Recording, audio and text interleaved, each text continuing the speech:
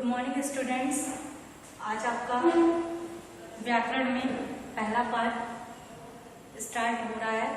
तो सबसे पहले ये मैं बोलना चाहती हूँ कि किसी भी विषय को समझने से पहले या जिस विषय को पढ़ाया जा रहा है, जिसकी जानकारी दी जा रही है, तो सबसे पहले उस विषय का अर्थ समझना चाहिए। सबसे पहले मैं ये कहना चाहती हूँ, जैसे ही मैंने क्लास में एंट्री की और मैंने हर एक बच्चों को गुड मॉर्निंग स्टूडेंट्स बोला, आपने मुझे मेरी भाषा को समझा कि टीचर आपको यहाँ पर पढ़ाने आ रही है और आप सुनकर उस चीज़ को समझ रहे हो। तो सबसे पहला ये एग्जाम्पल यही है, भाषा, जो चैप्टर्स का नाम है भाषा। आपका सबसे पहले जो हम क्लास में आए, आपको हमने बोला गुड मॉर्निंग स्टूडेंट्स, और आज आपको पता है कि टीचर आपको कुछ पढ़ाने जा रही है, तो वो आप सुनकर समझोगे और मैं बोलकर समझाऊंगी। तो वो किसके द्वारा हो रहा है? भाषा के द्वारा। तो दूसरी चीज़ ये है, ये जो व्याकरण सब्जेक्ट है, व्याकरण एक ऐसा विषय है जिसके बिना हिंदी का जो भाग है, हिंदी हमारा जो साहित्यिक शास्त्र है, जो साहित्यिक हिंदी हमारी जिसको बोली जाती है, जो हिंदी फर्स्ट पार्ट आप पढ़ते हो, तो व्याकरण के बिना संभव नहीं है। क्योंकि व्याकरण एक ऐसा शास्त्र होता है जो हमें हर एक सही और गलत की पहचान कराता है कि वर्तनी शुद्ध है कि नहीं, जिस चीज़ को हम बोल रहे हैं वो शुद्ध है या अशुद्ध है, तो उन चीज़ों को सही करने की पहचान व्याकरण करता है। तो आइए देखते हैं, जो सबसे पहला जो हमारा भाषा और व्याकरण है, भाषा एक ऐसा माध्यम है, भाषा एक ऐसा साधन है जिसके द्वारा मनुष्य अपने भावों को, अपनी अभिव्यक्तियों को, अपने अभिलाषाओं को, विचारों को एक दूसरे के सामने बोलकर प्रकट करता है और सामने वाला उसे सुनकर समझता है। यानी ये कह ले, भाषा एक ऐसा माध्यम है जिसके द्वारा मनुष्य अपने भावों को, विचारों को एक दूसरे के सामने अपनी भावनाओं को प्रकट करता है। और वो किसके द्वारा होता है? जब सामने वाला अगर पहले और दूसरे पे दो लोग बैठे हों, तो पहला बोल रहा है और दूसरा जो है उसकी भावनाओं को सुनकर, यानी कि सुनकर समझ रहा है। ऐसा तो नहीं है कि एक्सप्रेशन से हम हर चीजें समझ जाते हैं। तो हमें किसी भी चीज को समझाने के लिए बोलना और सामने वाले को सुनकर समझना बहुत ही आवश्यक होता है। तो ये होता है हमारा भाषा। सबसे पहले आपने भाषा को जाना। दूसरी चीज होती है, सबसे ज्यादा अहमियत उसकी होती है, वो होते हैं उसके रूप। रूप के ही आधार पर भाषा की परिभाषा, यानी कि किसी भी चीज की डिफिनेशन डिपेंड करती है कि उसका रूप क्या है। यानी रूप के ही आधार पर उसकी भाषा को प्रमाणित, यानी उसकी परिभाषा को प्रमाणित किया जाता है। तो सब यहाँ पर आप देख रहे हैं कि भाषा के दो रूप होते हैं। पहला है मौखिक। मौखिक का अर्थ होता है बोलकर। किसी भी चीज को जब बोलचाल का रूप, यानी उसको हम किसी भी रूप में बोलचाल के रूप में लेते हैं, तो वो हम मौखिक रूप कहते हैं। यानी मौखिक रूप में, जैसे कि अभी हम आपको बोल करके समझा रहे हैं यहाँ पर, तो वो चीज आप क्या है, ये हमारा मौखिक रूप है। और लिखित रूप, जिसको हम बोलते हैं लिखने का रूप, तो दूसरा आप क्या है, टीचर ने बोला और आपने उस चीज को जो समझा, उस चीज को आपने लिखा और लिख करके आपने अपनी विद्या को, यानी अपनी हर चीजों को, आपने विषय को, उस शीर्षक को समझना प्रारंभ किया।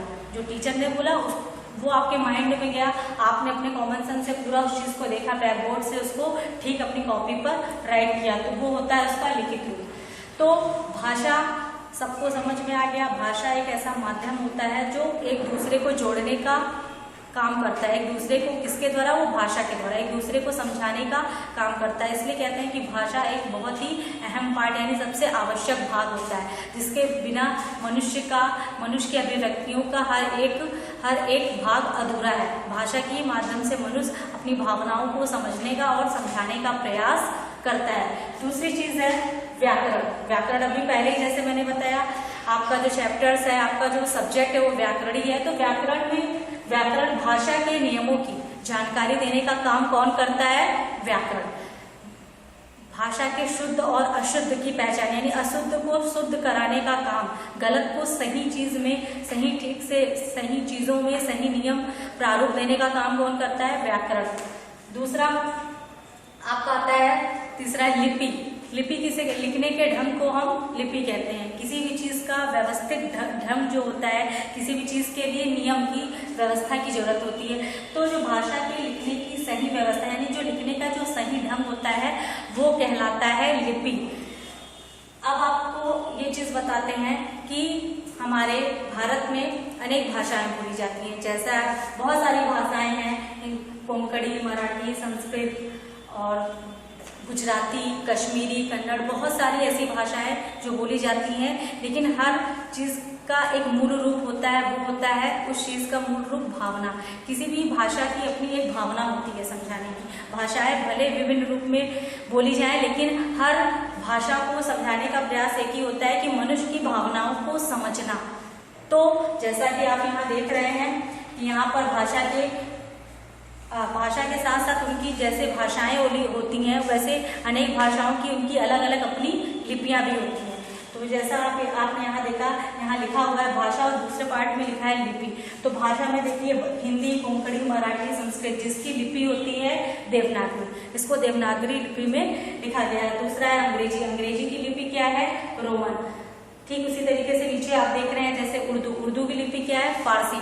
हमारी जो ये भाषा है ये राजभाषा और राष्ट्रभाषा होने के साथ साथ हमारी ये संपर्क भाषा भी मानी जाती है।